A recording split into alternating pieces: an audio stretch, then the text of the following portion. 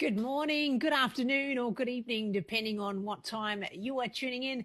My name is Rachel Goldsworthy, and I'm on a journey to improve my life by 2 millimeters each and every week. And I want to do that with you. How are you? How has your week been? Did you have a nice weekend? Staying warm out of this cooler weather? I think we all sort of tried to do a few activities, but it's hard to drag yourself out of bed and try and drag yourself out of whatever you're doing to get out into this cold weather. But certainly good to get out and about with the Bastille Day celebrations in town. And also they had the markets in the old location, which was on the George Street Mall. So good to see. Into financial year as well, isn't it? So we had lots of different changes, I suppose, with that, and probably looking at the activities that you're doing and the activities that you want to continue doing and the activities that you want to change what you're doing or adjust the sales a little bit. So they're always interesting times of, I find those moments in the year, whether it's the new financial year or whether it's the new year or whether it's the new quarter, maybe the first day of the week, you're always thinking of different things that you could bring into your life, that sort of thing. So really interesting as it is. The quote of the week. I always love looking at these, and where is it? Life is all about moments. Don't wait for them, create them. And isn't that the truth with the new year or the new financial year, whatever it might be? So I take that opportunity to sort of take stock and see where I'm at and what I've been doing and, what's been happening in people's lives. And I'm getting a few messages coming through.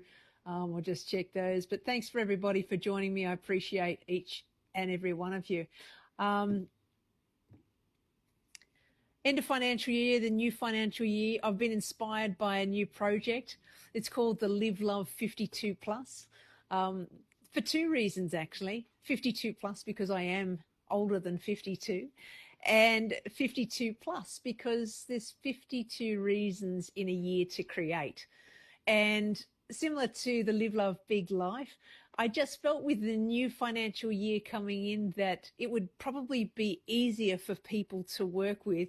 And I found it easier as well because you focused on one activity per week as opposed to a whole calendar year, and you're really not too sure how to set it all out and do all of the activities and work things out. Whereas with the 52 plus, it's just something that's simple. It sat with me, and all you need to do is grab a piece of paper, like I did. Grab a piece of paper and just write down, let your mind go absolutely crazy. Write down all the things that make your heart sing.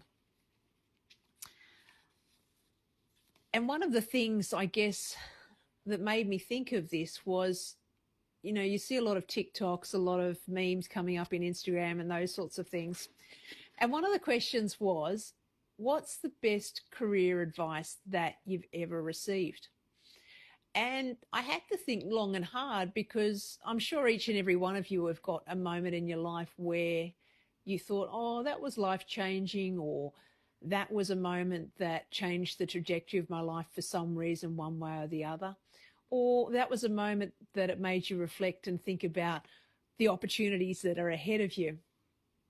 And this was no different for me because one of the best advice that I received was to be curious and to never give up and keep turning up, regardless of what's going on. Because I think those daily disciplines, whatever you choose them to be, or your 52 pluses or your Live Love Big Life, the things that make your heart sing, you'll want to turn up for. But sometimes we have to do the things that are disciplined actions that allow us to do those things that make our heart sing.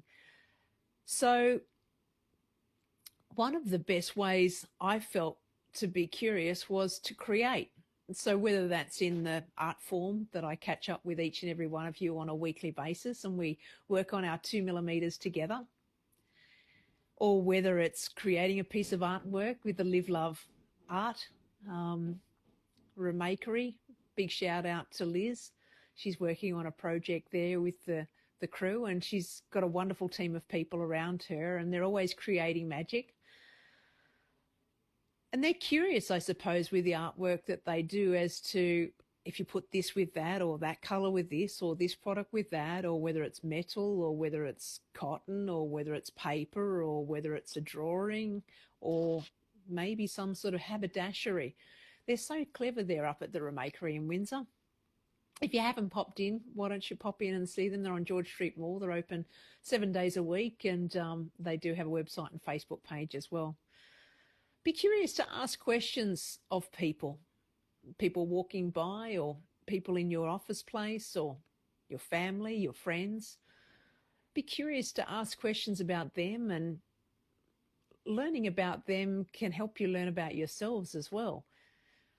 And be curious about spending time with a topic that you may want to learn, whether it's another language or whether it's another hobby. You might want to circumnavigate Australia, so you might want to buy yourself a yacht that needs a little bit of work, and you feel like, I'm going to hunker down on that topic and learn how to tie a knot properly, how to climb the mast, how to do the electronics in the radio of the of the yacht, or how to fix the bilge punt when it's not working, or the propeller, or anti-fouling underneath, and how you dive underneath and get all of that off the boat.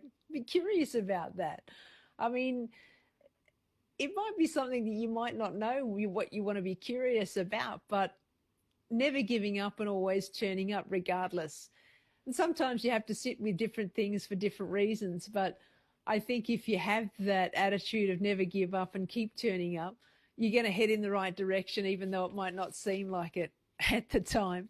As I've found over the many years, 52 plus years, we won't say how old I am. But how to get curious is another question. Getting curious. Bruce is getting a bit curious. He's scratching his bed. You going to say hello, Brucey? Come on, come up and say hello. He had a bath on the weekend. Oh, you had a bath on the weekend, didn't you? You going to say hello to everyone? Say hi. Hi. He did put his other paw up, didn't you? He had a bath on the weekend, and what brings him joy is going for a walk every day, isn't it? Oh, that word, walk. I'm sorry, I shouldn't have used that word. But you get curious about watching the butterflies land and eating the grass on the walk, and just standing and walking in the sunshine, rolling in the grass with Topsy, your sister, maybe having a few cuddles on the lounge of a night time. What else makes you joyful? What else makes you curious, Bruce? Trying new chicken feet. He loves chicken's feet. So, oh, you gonna have a cuddle? Oh, he is. He's curious about cuddles as well. So, I better pop him down. There you go, buddy. Thanks for hopping in on the video there. But what brings you joy? I know cuddling Bruce and Topsy and the puppy dogs for me, it's just a wonderful time of the day. Anytime I spend with them, and as it would be probably for you and your family and your friends, and whatever the moments are that bring you joy and that you're passionate about. What makes you feel alive? Another question you can ask yourself. What makes you truly happy? If you can sit there and know that the time is going to while away regardless of whether you think about it or not, and before you know it, 4 hours has gone by, you know that that's something that's absolutely bringing you joy, or something that makes you really happy. It can be anything big or small that you think of, because sometimes it's those little moments in life that make the difference to us, as opposed to those big moments that you think, oh, I'm saving for this amazing holiday and it's going to be the best thing that ever happened. And yet the best thing that ever happened might just be that cup of tea that you have with that friend or the family member, or having a baked dinner with mum and dad and the family at some point or another, or scratching in the bed like Bruce is doing at the moment. He loves the little things in life. It may be that live, love art class that you're going to attend. Might be a dip in the ocean. I'm going to be doing the Daffodil Day dip in the ocean. So if anybody wants to sponsor me, I think we're heading close towards $1,000 at this point, but we are tracking to raise a little bit of money and a little bit of awareness, because I've had a few friends sadly pass away with brain cancer, and some that are facing the struggle at the moment. So our thoughts and prayers go out to each and every one of you.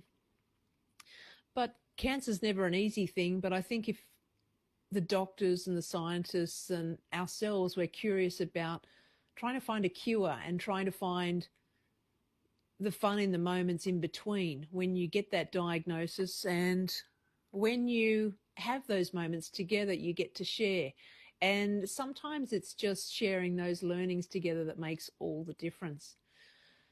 Might even be with the ocean, learning to sail on the ocean, because that's something that I'm really interested in doing.